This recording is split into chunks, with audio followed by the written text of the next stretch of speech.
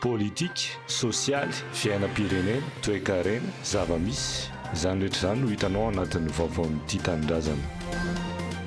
Ny hip-hop kolotsaina entina miady, ny tena définition ny hip-hop dia hoe avy aty amin'ny farany ambany miakatra makany amin'ny farany ambony, zay mahatonga le hip dia hop.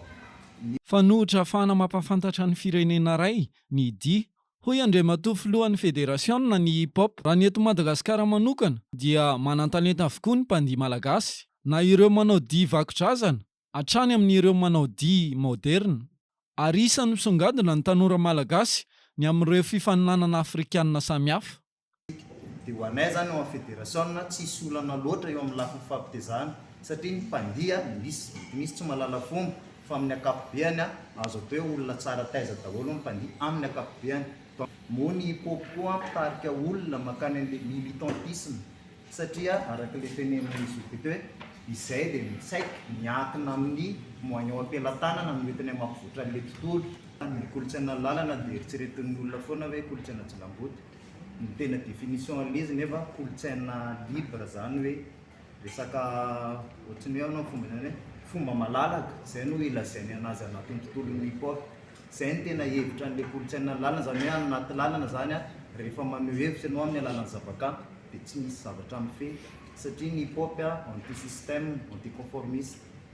Izay mahatonga ilay kolotsaina lalana, zany hoe kolotsaina lalana ilay izy, fa isika malagasy, isika tsy amerikanina, fiarahamonina malagasy tsy mitovy amin'ny fiarahamonina amerikanina.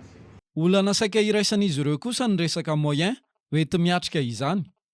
Raha eo amin'ny tontolon'ny dia moderna manokana dia maro ny fifaninanana iraisam-pirenena azon'ireo tanora malagasy. Azon'ireo tanora malagasy andraisana anjara raha ny fanazavana.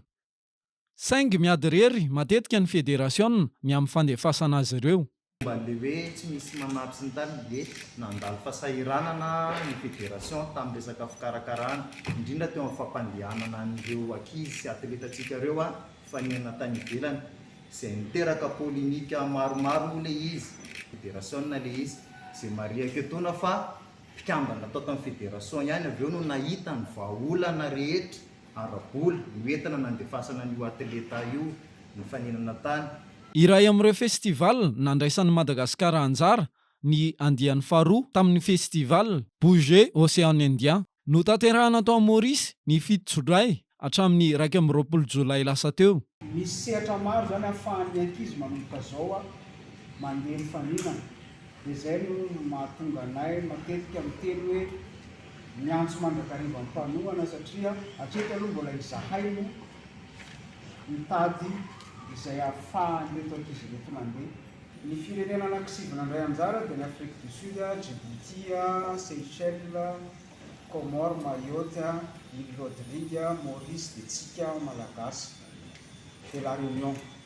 Tanora telo mianadahy misehatra eo amin'ny dia no niaro ny voninahitry Madagasikara tao anatin'ny fifaninanana Wake Up Session Champion Océan Indien et Afrique Australe. Nandritra io festival io dia samy namiratra avokoa ary voaositra ho champion tamin'ny dia hip-hop i Fabio José Arakoto Arsan na i Fabio Kido. Samy vice champion kosa i Ani Onti Nandrianantenaina na i Petit Coca, izay nandray anjara teo amin'ny dia Afro Style, sy Luca Ruhav na i Loopcast izay nandray anjara tamin'ny dia Breaker. Io hetsika io dia hetsika eritreretina ho atao isan-taona, izay miainga avy amin'ny fifaninanana régionaly. Raha eto amintsika miainga amin'ny fifaninanana régionaly izy dia mandeha national dia avy eo miakatra ho international. Faharoa tamin'ireo firenena sivy nandray anjara isika. Tsy aivina fa tontolo iray ifangaron'ny fanatanjahantena sy kolotsaina ny dia ary isany manana toerany manokana amin'izao fotoana izao. Ireto champion sy vice championnatsika reto zany zao dia mandritry ny herintaona izy no mitondra ny titre io, ka rehefa misy ny événement any amin'ireo firenena anankisivy ireo dia efa voaasa automatiquement izy anankitelo hiaro mbola miaro le voninahitra foana. Tanterahana daholo ary misy io zany ireo zavatra tsy maintsy io tanterahana ato anatin'ny commune zany, tahaka ny hoe fanamboarana sekoly tsy avelo ravo io sekoly, fampidirana fanaovana tohadrano, fampidirana rano ahafahana manatanteraka ny fambolem-bary amin'ity taona ity, dia koa ny fanamboarana lalana zay veny hoe tena ratsy indrindra satria ho avy ihany ny fahavaratra raha avy eo, dia koa ho an'ireo zay tsy manana mety mampianatra ny zanany any amin'ny lycée privé na hiaraka any Antananarivo raha hijanona ety Ambohimanjaka, dia ireo zany jerevanay hoe andao hitarina ny efitrano eo amin'ny lycée. Efa nisy vinavina moa zany tamin'ny 2023 dia tokotany teo amin'ny EPP saika anaovana azy saingy no ny fanohanan'ny olona mbitsy zany an'izay hoe fanotarana lycée zay dia tsy nataon'ny tokotany lycée fa ao atokotany lycée EPP fa tokotany lycée any no tanterahana, fa misy olona zany tonona moa hoe mainty milaly dia milaza fa vakoka ny tokotanin'ny EPP miadana eto Ambohimanjaka. Manoloana ny fahasahiranan'ny Ray aman-dreny nanana zanaka afaka BBC farany teo hoe aiza ny zanak'izy ireo no hanohy ny fianarana dia noraisina ny fepetra. Hoy ny ben'ny tanànan'ny commune Amboditrimanjaka Iadjason Andriamanalotsoa. Izany hoe ny kapasité ny efitrano lycée amin'izao fotoana izao zany tsy afaka mandray en totalité ireo zaza afaka seconda avy any amin'ny CG.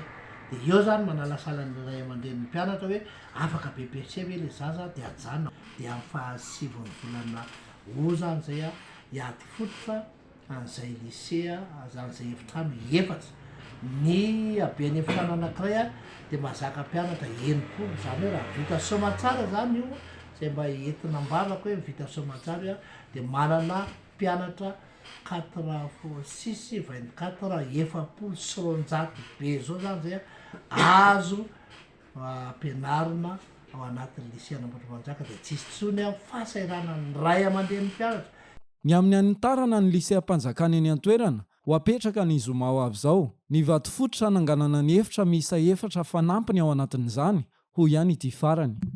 Ny zatra lalam-pahamehana anay tao anatin'ny PCD zany dia zao ny fambolena, fiompiana ary ny fampianarana. Reo anankitelo reo zany ny tsy maintsy tanterahana sy maintsy atao azy hampandeha sy hampandroso azy tanatin'ny commune Ambohimanjaka. Rehefa fahavitan'ny barazy fampidirana rano eny Kiotrana sy ny fanondrana tambarina Ambohimanjaka moa zany dia misy barazy anankiroa, ny ray eny Kiotrana mba amin'ny renirano Sisony, ny ray eny amin'ny Sapanana ilay ranon'ny Kiotra.